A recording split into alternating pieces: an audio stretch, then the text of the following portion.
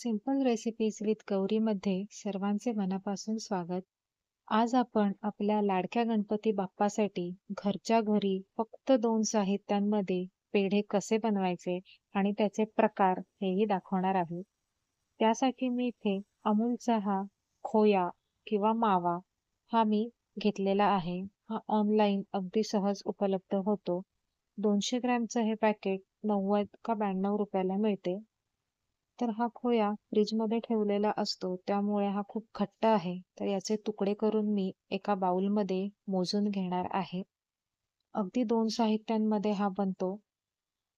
आता याचे तुकडे करून मी घेतलेले आहेत आणि एका कढईमध्ये 1 चमचा तूप घेतलं आहे.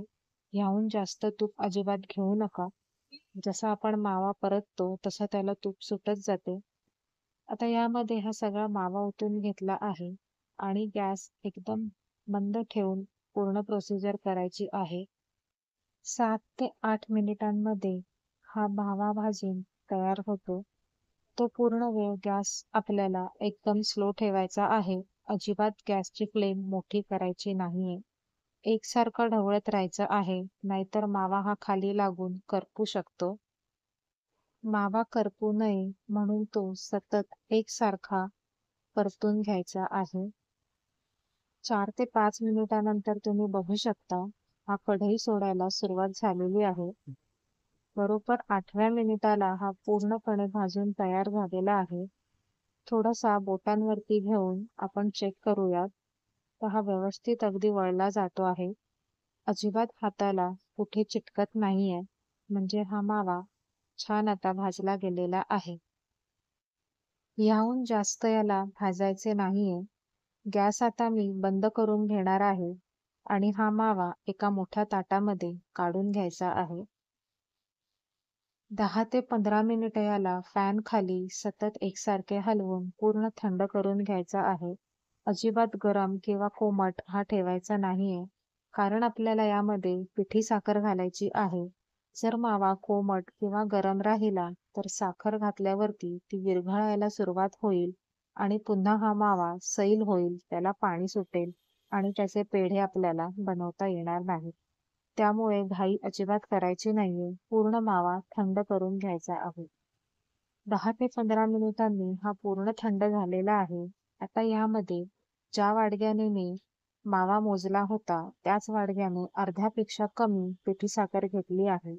तुम्ही तुमच्या आवडीनुसार साखरेचं प्रमाण थोडं कमी जास्त करू शकता. ही पिठी साखर आता यामध्ये छान मिक्स करून घ्यायची आहे. ती छान अशी एकजीव झाली पाहिजे. अजिबात एका साईडला जास्त, एका साईडला लागली नाहीये, असं नाही होता कामा. तर एका मोठ्या ताटामध्ये घेऊन ती आता मी छान मळून घेणार आहे. जसं आपण पीठ मळतो, तसंच माव्यामध्ये ही साखर मळून घ्यायची आहे.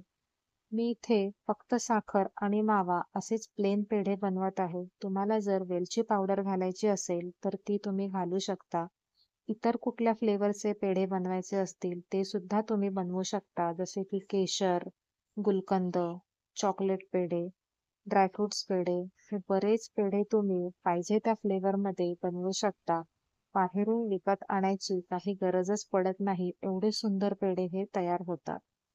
हे आता बघू शकता तुम्ही आपले छान मिश्रण असे तयार झालेले आहे. आता याचे पेढे बनवायला सुरुवात करूया. तर ज्या आकाराचा तुम्हाला पेढा हवा असेल, त्या आकाराचा गोळा करून घ्यायचा आहे आणि तो हातावरती असा दाबून लाडू जसा आपण वळतो तसा हातावरती फिरवायचा आहे. तुम्ही बघू शकता हा छान असा गोल गरगरीत पेढा तयार झालेला आहे.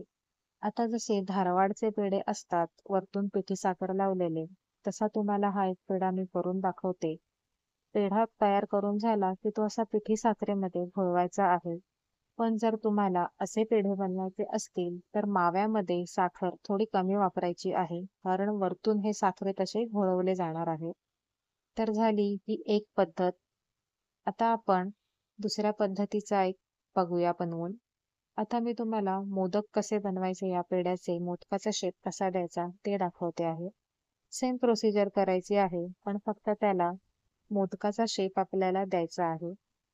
तर कुठल्या मोल्डमध्ये घालण्यापेक्षा असे हातावरती शेप देऊन उदबत्तीची जी काडी येते त्याने आपल्याला त्याच्या अशा कळ्या पाडून घ्यायच्या आहे. सुरुवातीला 4 साइडनी करायचे आहे आणि पुन्हा प्रत्येकाच्या मध्ये एक लाईन करायची आहे. म्हणजे व्यवस्थित सगळ्या एका साइडला जास्त, एका साइडला चिटकून अशा कळ्या दिसत नाहीत. छान आता हा मोदकाचा शेप आपला तयार झालेला आहे. जर तुम्हाला मोदक बनवायचे असतील तर विदाऊट मोल्ड तुम्ही असे मोदक बनवू शकता. आता तिसरी पद्धतीचा पेढा म्हणजे सेम प्रोसिजर आहे. त्याच्यासाठी सुद्धा पेढाच आधी आपल्याला जसं आपण हे 2 बनवून घेतले तसे हातावरती गोल वळून त्याचा पेढा बनवून घ्यायचा आहे. पेढा बनवताना जास्त वेळ हातावर हा असा गोल फिरवू नका. सतत गोल फिरवल्यामुळे तो मावा असा तुटू शकतो. त्यामुळे फक्त हातावर एक 2-3 वेळा प्रेस करून जसा लाडू वळतो तसाच आपल्याला तो वळून हातामध्ये शेप द्यायचा आहे आणि मध्ये बोटाने प्रेस करून घ्यायचा आहे. अगदी हलक्या हाताने प्रेस करायचा आहे. पहिलं बोट किंवा अंगठ्याने तुम्ही प्रेशर देऊन असा शेप बनवून घेऊ शकता. आता ह्यामध्ये तुम्ही ड्रायफ्रुट्स किंवा केशर तुम्हाला जे आवडेल ते मध्ये लावू शकता. आता बाकीचे सर्व पेढे सुद्धा मी असेच तयार करून घेते. हे बघा, हे सर्व पेढे तयार झालेले आहेत. 200 ग्रॅम मध्ये 16 ते 17 पेढे बनतात. हा आपला धारवाड स्टाईल पेढा आणि ह्याच्यावरती तुम्ही तुमच्या आवडीचे ड्रायफ्रुट्स लावून हे पेढे तयार करून घेऊ शकता. काजू, बदाम, पिस्त्याचे असे बारीक काप यावरती तुम्ही ठेवू शकता.